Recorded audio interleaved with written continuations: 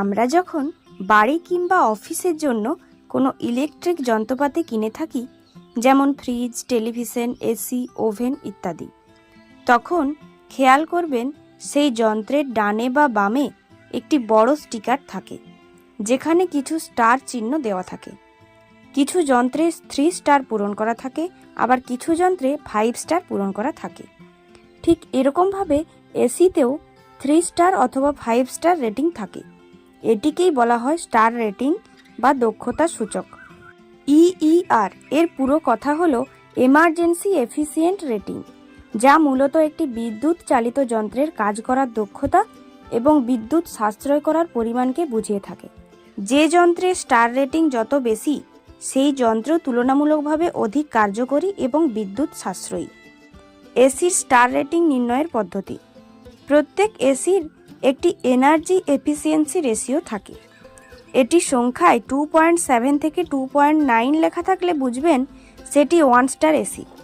ইইআর rating 2.9 থেকে 3.09 হলে 2 star, 3.1 থেকে 3.29 হলে 3 স্টার, 3.3 থেকে 3.49 হলে 4 স্টার এবং 3.5 এর বেশি হলে সেটি 5 স্টার এসি। ইইআর এর মাধ্যমে এসির কুলিং আউটপুট ও ইনপুট পাওয়ার নির্ণয় করা হয়।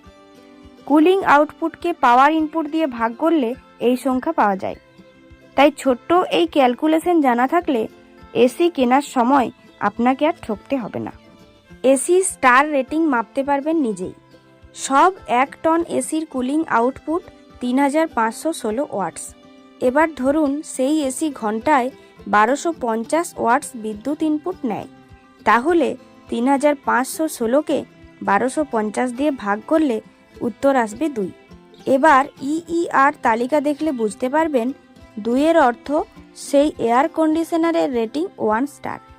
একইভাবে অন্য একটি 1 টন এসির পাওয়ার ইনপুট 1175 ওয়াটস হলে 3516কে 1175 দিয়ে ভাগ করতে হবে। সেক্ষেত্রে উত্তর আসবে 2.99, যার অর্থ এসিটি 2 স্টার। এইভাবে আপনি যে কোনো এসির স্টার রেটিং নিজেই মেপে নিতে পারবেন।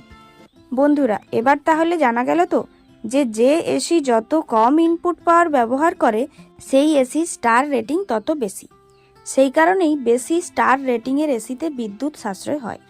আর এই সব দিক মিলিয়ে আপনার জন্য সেরা হবে 3 স্টার রেটিং থেকে শুরু করে 5 স্টার রেটিংয়ের মধ্যে যে কোনো একটি এয়ার কন্ডিশনার।